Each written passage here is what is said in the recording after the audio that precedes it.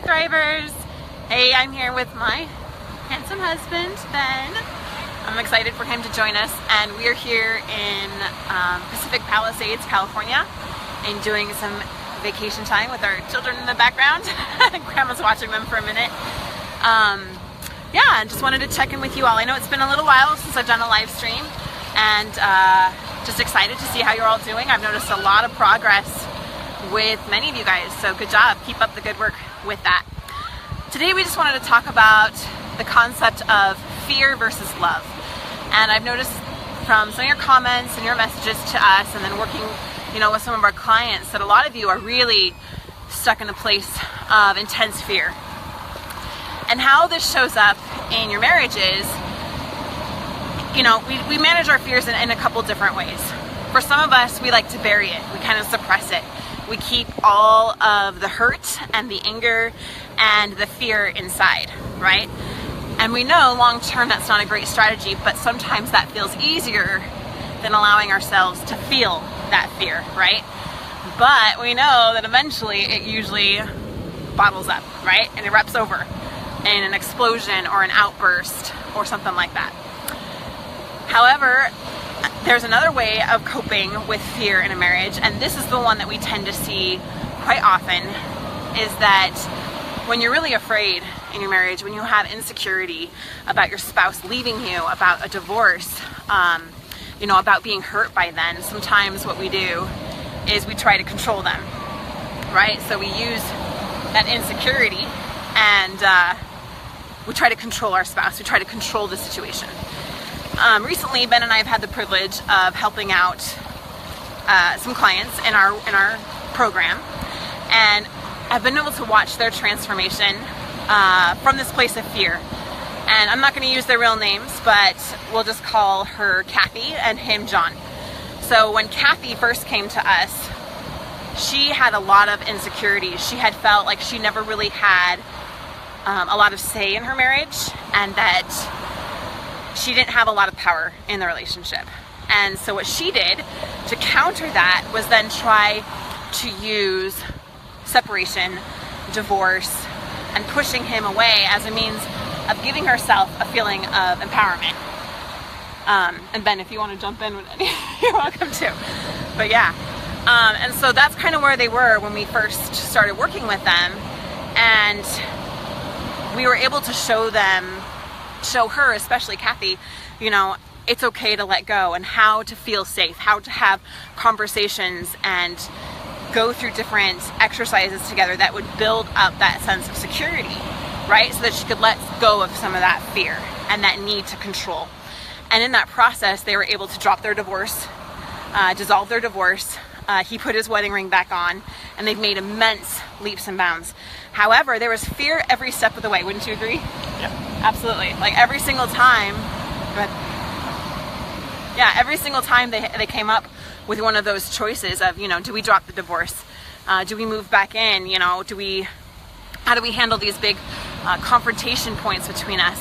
There was obviously tension and fear along the way, but ultimately they were able to move past that fear and turn to love instead. So we've been able to see, them be able to make incredible progress. And that's been just a really beautiful thing, don't you agree? I do. The cool thing about these principles of turning to faith, or to exercising faith or love in a relationship versus following your fear, is it doesn't just switch who's in control, meaning your mind or your fear, but it works in any relationship. It can work, obviously we're talking about it between spouses, married couple, but try implementing this with your children, the way you speak to them or treat them or hyper control them.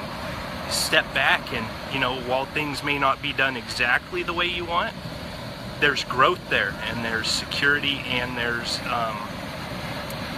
a bond that becomes unbreakable through this step. Yeah, awesome. So if you're feeling a lot of fear that might be manifesting as a need to control or suppressing a lot of your emotions, I would just ask you to ask yourself some hard questions. Really dig deep. Why? do I feel this fear?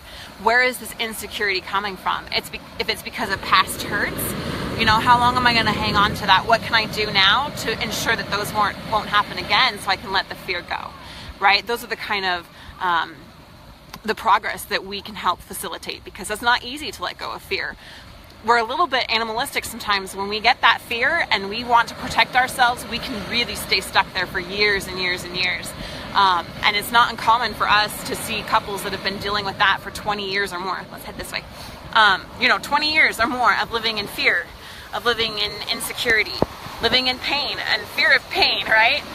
So why do you feel that fear? Where do you think it's coming from?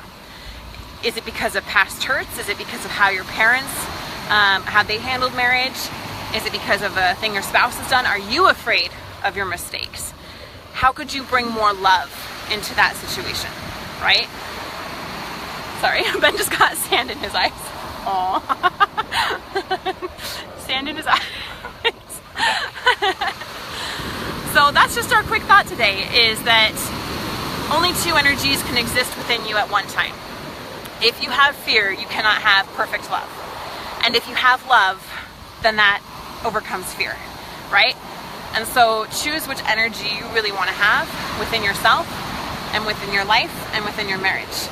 If you're feeling like, you know what, I would really love to be free of fear, like that sounds like a great notion or a great idea, but I'm not sure how to actually get there. If you're feeling really stuck, like, look, Heather, I've been hurt so many times, like I've repeatedly tried to trust my spouse, and I just keep getting hurt. How can I just let go of that fear? You know, if you're really feeling stuck with one of those things, then I'd invite you to reach out to us and we can have a conversation with you, assess exactly what's going on, and point you in the right direction. So we appreciate you guys. Hope that you're having a great summer. And Ben, any last thoughts? No, just note the control you're trying to exercise over the relationship. And I bet if you look at it and see if it's having the result that you're actually wanting it to have, it's having the exact opposite. It is driving a wedge versus adding to the actual security and foundational strength of your relationship. Yeah. So it can be tough to let go of, but honestly, if you step back and look at it, it's having the counter effect. Sure. Right, when you're acting out of that fear. Yeah. So go ahead and leave us a comment. If you have any questions about this, if you're feeling challenged about this personally, let us know. We're here to help. That's what we do. We dedicate our lives to helping save marriages, and have the privilege of doing that every single day with couples just like you. So we appreciate you guys, and we will see you next time.